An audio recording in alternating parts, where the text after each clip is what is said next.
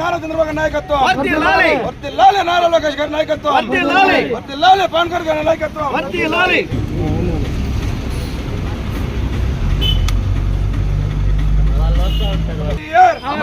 ఎన్టీఆర్ అమర్ రహే.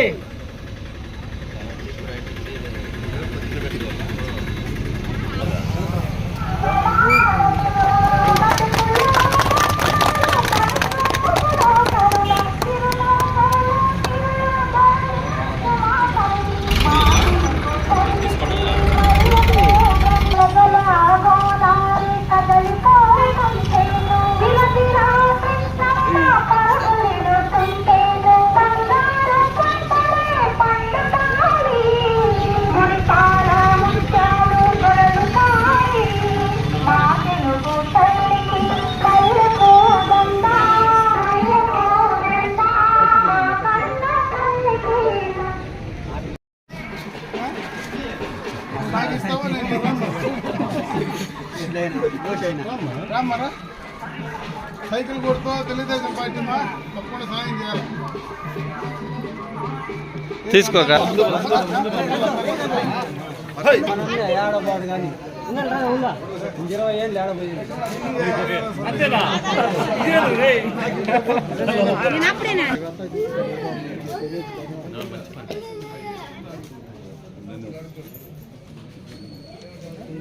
చూడు చూడు చూడు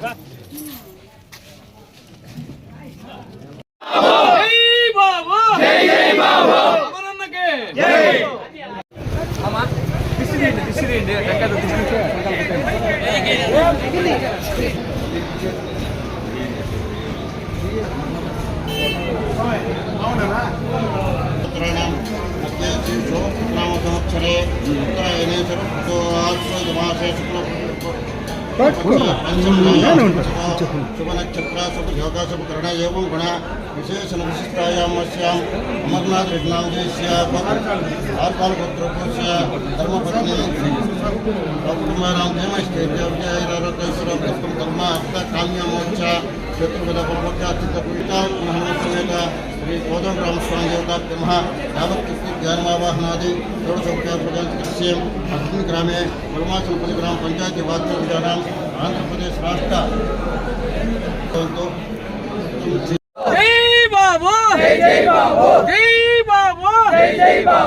లోకేష్ గారి నాయకత్వం, లోకేష్ గారి నాయకత్వం, పవన్ కళ్యాణ్ గారి నాయకత్వం.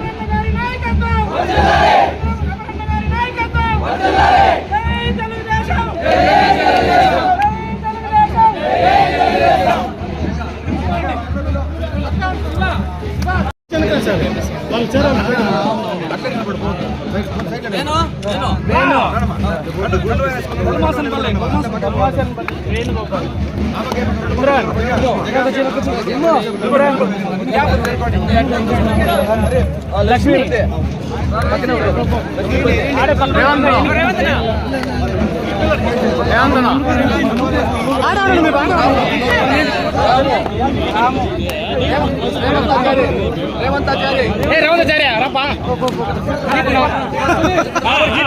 మా ఊరికి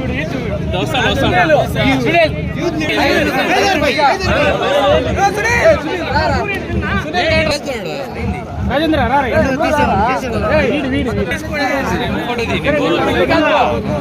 నిలబడు శ్రీకాంత్ శ్రీకాంత్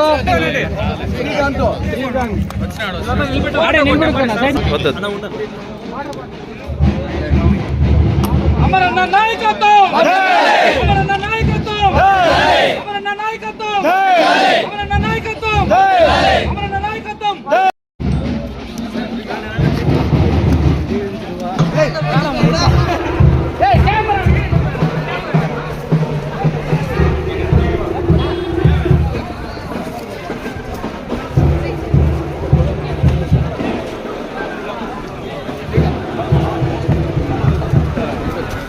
అర్జున్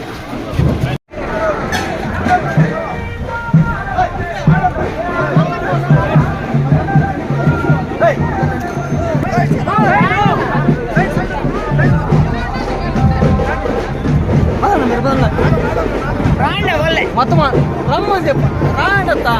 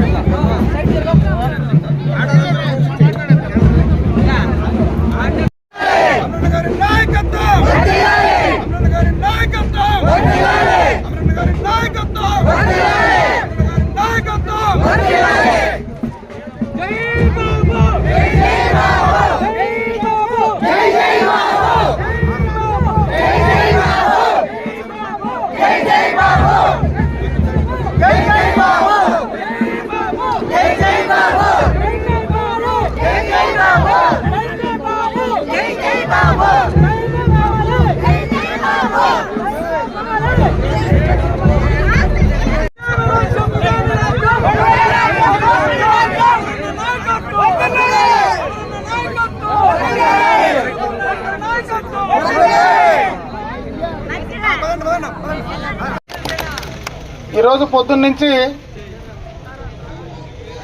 కొలమాసనపల్లి ఎంపీటీసీ సెగ్మెంట్లో మనం కార్యక్రమం మొదలుపెట్టాం. అన్ని గ్రామాల్లో కూడా నేను ఇంటింటికి వెళ్ళి కలిసే కార్యక్రమాన్ని చేయడం జరుగుతూ ఉంది. అయితే సాకేఊరు గ్రామంలో ఇంట్లో కంటే కూడా మొత్తం బయటకు వచ్చి మమ్మల్ని ఇంత బ్రహ్మాండంగా కూడా మీరందరూ ఆహ్వానించినటువంటి ప్రతి ఒక్కరికి చేతులకు నమస్కారాలు తెలియజేసుకుంటున్నా. రేపు జరగబోయే ఎన్నికల్లో తెలుగుదేశం పార్టీకి మిమ్మల్ని మద్దతు కోరడానికి చంద్రబాబు నాయుడు గారిని మరొక్కసారి ఈ రాష్ట్రానికి ముఖ్యమంత్రిగా చేయడానికి ఈ నియోజకవర్గంలో తెలుగుదేశం పార్టీని బలపరచమని చెప్పి నేను ప్రతి ఒక్కరిని కూడా మనస్ఫూర్తిగా చేతులెత్తి అభ్యర్థిస్తా ఉన్నా. ఈ 4.5 సంవత్సరంలో జగన్మోహన్ రెడ్డి గారి పాలన చూస్తా ఉన్నాం.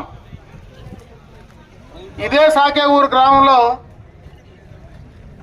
కనీసం మనం వేసినటువంటి లైట్లు బర్న్ అయిపోతే ఆ లైట్లు మార్చే పరిస్థితి అయినా ఈ ప్రభుత్వానికి ఉంది అని అడుగుతా ఉన్నా. ఇదే బేల్పల్లి క్రాస్ లో మీరు పోతా ఉంటారు. బేల్పల్లి క్రాస్ లో వాటర్ ట్యాంక్ నేను మంత్రిగా ఎమ్మెల్యే ఉండి కట్టినా. ఈ రోజు దాని రంగు ఏందో మీరు చూస్తా ఉన్నారా అని అడుగుతా ఉన్నా.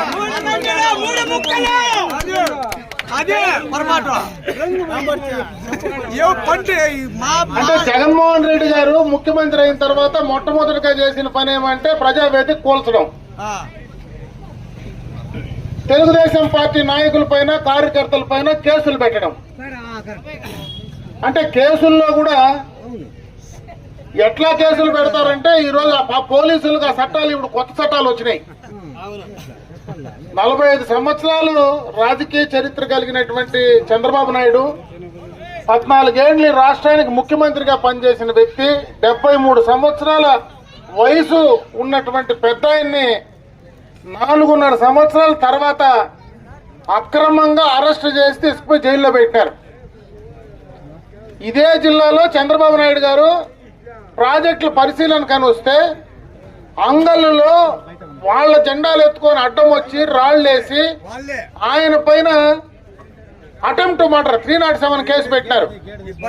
ఆయన వెనకంటే నేను నడిచిన దానికి నా పైన 307 కేసు పెట్టినారు. వెపన్స్ కేసు పెట్టినారు. నేను తుపాకీ ఎత్తుకొని అందరినీ కాల్ చేయమన్నానని చెప్పి నా దగ్గర తుపాకీ ఇంట్లో ఉంది, నాది ఎత్తుకొని పోయి ఇంట్లో నేను ఏడా తుపాకీ ఇప్పుడు ఎత్తుకొని పోవాల్సిన అవసరం. తుపాకులు అయితే ఉన్నాయి, మా తాతల కాలం నుంచి ఉండే తుపాకులు చాలా ఉన్నాయి, ఎప్పుడు బయట తీలా. నాకు జనాలే తుపాకులు, నాకు సొంతంగా ఏం తుపాకులు అవసరం లేదు. దానిపైన ఆర్మ్స్ యాక్ట్ పెట్టినారు. ఇంకొక వింత చెప్తా, ఏంటనే మనకు మురళీమోహన్ ఉన్నాడు, అంటే పూతల పట్టు తెలుగుదేశం పార్టీ ఇన్ఛార్జ్ గా కొత్తగా మురళీమోహన్ గారిని చంద్రబాబు నాయుడు గారు ప్రకటించినారు. ఆయన ఆ నియోజకవర్గంలో బ్రహ్మాండంగా కూడా పార్టీ కార్యక్రమాలు చేయడం, ఈ ప్రభుత్వ వ్యతిరేక విధానాలను ఎండగట్టే కార్యక్రమం చేస్తా ఉన్నాడు. చంద్రబాబు నాయుడు గారు అరెస్ట్ అయిన సందర్భంలో ఈయన తీసుకుపోయి జైల్లో పోలీస్ స్టేషన్ లో పెట్టినారు. అదే రోజు మనకు తెలియదు టౌనంబల్లో యాన్నో చెట్టు పట్టిపోయిందంట. అది తెలుగుదేశం పార్టీ నాయకులు కోసేసినారనేది వాళ్ళ అభియోగం, పోలీసు వాళ్ళ అభియోగం. అంటే చెట్టు కింద పడిపోయింటే ఆ దారిని ఎవరో రాత్రిపూట పోతా చెట్టు ఉందని చూడకుండా పోయి మోటార్ సైకిల్తో కొట్టేసినాడు. కొట్టేసి అతను చనిపోయినాడు, అంటే యాక్సిడెంట్ అయి చనిపోయినాడు. దానికి మురళీమోహన్ చంద్రబాబు నాయుడు అరెస్ట్ అయిన దానికి చెట్టు కోయించినాడు కాబట్టి ఇటు మోటార్ సైకిల్లో పోయినాడు. మోటార్ సైకిల్లో పోయినాడు కాబట్టి యాక్సిడెంట్ అయి చచ్చిపోయినాడు. దీనికి కారణం ఈయన అని చెప్పి ఈయన పైన మర్డర్ కేసు పెట్టినారు. నాకన్నా బెయిల్ 2 నెలల్లో వచ్చింది, బెయిల్ నేను ఈ రోజు వచ్చింది. ఇంకా బెయిల్ పేపర్లు కూడా రాలా, చేతికి ఇంకా బెయిల్ పేపర్ రాలా. అందుకే నేను ఇంకా మైక్ ఇలా మాట్లాడేదానికి, ఎందుకంటే ఆ బెయిల్లో ఏం కండిషన్లు ఉన్నాయో తెలియదు మనకు. అందుకని కండిషన్లు ఏమన్నా జడ్జి గారు పెట్టింటే చట్టాన్ని మనం గౌరవిస్తాం కాబట్టి ఆయన మాట్లాడకుండా నిలబడ్డాడు. అంటే యాన్నో యాక్సిడెంట్ అయిపోతే కూడా మా మీద కేసులు పెడితే చంద్రబాబు నాయుడు గారిని స్కిల్ డెవలప్మెంట్ కింద నిజంగా బొమ్మ వేసుకుంటాము. మా తాత సంపాదించిన ఆస్తికి నీ బొమ్మ మేమెందుకు వేసుకోవాలి జగన్మోహన్ రెడ్డి? దానికి ఏమన్నా ఉందే పరిస్థితి? అన్ని ఆస్తులు తాకట్టు పెట్టి పూర్తిగా కూడా ఈ ప్రభుత్వం జగన్మోహన్ రెడ్డి గారు ఈ రాష్ట్రానికి పట్టిన శని. రేపు 2024 ఎన్నికల్లో కనీసం పవన్ కళ్యాణ్ ఆయన ఈ రాష్ట్రానికి రావాలంటే ఫ్లైట్ దిగద్దంటావు, లేదంటే ఆంధ్ర రాష్ట్రానికి రావాలంటే బార్డర్ లో పోలీసు వాళ్ళని పెడతావు. చంద్రబాబు నాయుడిని అరెస్ట్ చేసేదానికి నీ పోలీసు వాళ్ళు పనిచేస్తారు. పవన్ కళ్యాణ్ ని ఎయిర్పోర్ట్ లో ల్యాండ్ కాకుండా చేసేదానికి నీ పోలీసు వాళ్ళు పనిచేస్తారు. పవన్ కళ్యాణ్ ఆంధ్ర రాష్ట్రానికి రాకుండా ఉండడానికి బార్డర్ లో పనిచేస్తారు. మీ చిన్నాయిని చంపినాడనేటువంటి అభియోగం ఉండే నీ తమ్ముడిని అరెస్ట్ చేసే శక్తి ఉందా పోలీసు వాళ్ళకి? ఏం చేస్తా ఉన్నారు అంటే ఎక్కడా చట్టము ఏంది ఇది? అసలు ఎవరన్నా సామాన్య మానవుడు ఆలోచిస్తాడా లేడా అనేటువంటి పరిస్థితి అయినా ఉందా అని అడుగుతా ఉన్నా. ఇంత దారుణంగా ఎప్పుడూ స్వాతంత్రం వచ్చినప్పటి నుంచి ప్రజా పాలన ఇంత అధ్వానంగా ఏ రోజు కూడా లేదు. ఇష్టం వచ్చినట్లు ఇసుక దోస్తావు. ఆ పక్క పోయి మీరు ఎప్పుడన్నా అట్లా హైవేలో పోయి ఉంటారు, 4 రోడ్లలో పొగలంతా పైలేస్తుంది కొండ. ఆ కొండ చిన్నగా ఉందో తెల్ల కోడికి తగ్గేది పొగులు లేసేది. అదేనా మీరు చేసే కార్యక్రమం? ఎవరైనా ట్రాక్టర్ పెట్టుకునేవాడు అంటే తోలకూడదు ఆ పార్టీ వాడు.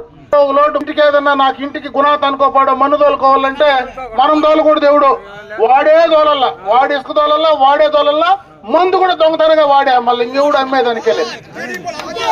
అంటే మొత్తం కూడా ఈ రాష్ట్రాన్ని సర్వనాశనం చేసి నువ్వు పూర్తిగా కూడా అన్నీ కూడా నీ కార్యకర్తలు నీ నాయకులు దోచుకుంటా ఉంటే ఇంత దౌర్భాగ్యమైన పరిస్థితి ఏమైనా ఉందా అని అడుగుతా ఉన్నా. అందుకే రేపు 2024లో ఎప్పుడు ఎలక్షన్స్ వచ్చినా తెలుగుదేశం జనసేన రెండు కలిపి రేపు పోటీ చేస్తా ఉన్నాయి. రేపు అధికారం ఖచ్చితంగా కూడా ఈ రాష్ట్రంలో జగన్మోహన్ రెడ్డి గారిని ఇంటికి పంపించడానికి ఖచ్చితంగా కూడా చర్యలు తీసుకోవాలా. ముఖ్యంగా యువకులు, నేను ఒకటే చెప్తా ఉన్నా, మీ భవిష్యత్తు కోసం. ఆ రోజు అధికారులు మొత్తం కూడా గత ఎన్నికల్లో పాపం జగన్మోహన్ రెడ్డి నాకేదో చేస్తాడని ఆ రోజు ఓట్లేసిరి. పాపం ఆర్టీసీ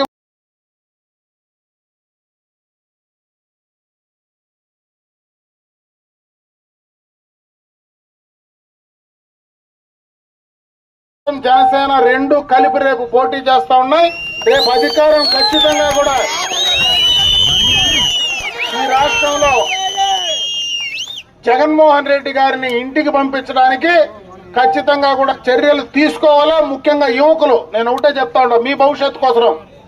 ఆ రోజు అధికారులు మొత్తం కూడా గత ఎన్నికల్లో పాపం జగన్మోహన్ రెడ్డి నాకేదో చేస్తాడని ఆ రోజు ఓట్లేసిరి. పాపం ఆర్టీసీ వాళ్ళు ఇప్పుడు పోతే ఏడికి పోయినా, నేను పోతే అందరికంటే ముందు ఆర్టీసీ డ్రైవరు కండక్టర్ ఏడన్నా ఉన్ని దాంట్లో చేయబెట్టి నాకు చెయ్యి ఆరోపణ నాకేదో అనుకున్నారు. పాపం వాళ్ళు టీచర్ కనీసం ఆ నెలలో జీతం కూడా వద్దు. ఆర్టీసీ డ్రైవర్ ఆడే ఉన్నాడు చూడు రెడీగా. అదే పరిస్థితి, రెడీగా ఉన్నాడు. అదే పరిస్థితి. ఇంత అన్యాయంగా ప్రతి ఒక్కరు కసిగా ఉన్నారు.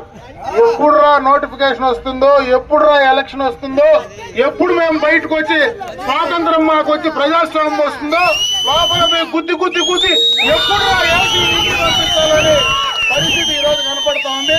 ఖచ్చితంగా రేపు ఆ కార్యక్రమం జరిగే తీరుతుంది. ఖచ్చితంగా జరిగే తీరుతుంది. మీరందరూ కూడా రేపు జరిగే ఎన్నికల్లో తెలుగుదేశం పార్టీని ఖచ్చితంగా గెలిపించాలా. చంద్రబాబు నాయుడు గారిని ఖచ్చితంగా గెలిపించేది చంద్రబాబు నాయుడు గారికి అవసరం లే. ఈ రోజు మనకు చంద్రబాబు నాయుడు అవసరం, అది గుర్తుపెట్టుకోండి. ఈ రాష్ట్రానికి చంద్రబాబు నాయుడు గారు అవసరం. కాబట్టి ఖచ్చితంగా తెలుగుదేశం పార్టీ గెలవడానికి మీరందరూ కూడా ముందుండాలని చెప్పి మరొకసారి తెలియజేసుకుంటూ, ఈరోజు మహిళలందరూ చాలా మంది ఉన్నారు, ఇక్కడే యువకులు ఉన్నారు. సాకే ఊరికి సంబంధించినటువంటి ప్రతి ఒక్కరిని నేను ఇక్కడనే ఈ వేదిక పై నుంచి మిమ్మల్ని అందరినీ కూడా మళ్ళా ఇంటికాడికి, ఎందుకంటే అందరూ ఈడే ఉన్నారు కాబట్టి మీకు అందరికీ కూడా చేతులెత్తి నమస్కారాలు తెలియజేసుకుంటూ, సైకిల్ గుర్తు తెలుగుదేశం పార్టీ, ఖచ్చితంగా కూడా సైకిల్ గుర్తు పైన ఓట్లేసి తెలుగుదేశం పార్టీని గెలిపించమని చెప్పి మిమ్మల్ని అందరినీ కూడా మనస్ఫూర్తిగా కూడా కోరుకుంటూ సెలవు తీసుకుంటా ఉన్నాను. కార్యక్రమం కానీ ఏ అవసరం వచ్చినా ఖచ్చితంగా నేను అందుబాటులోనే ఉండి మీకు చేయిస్తాను.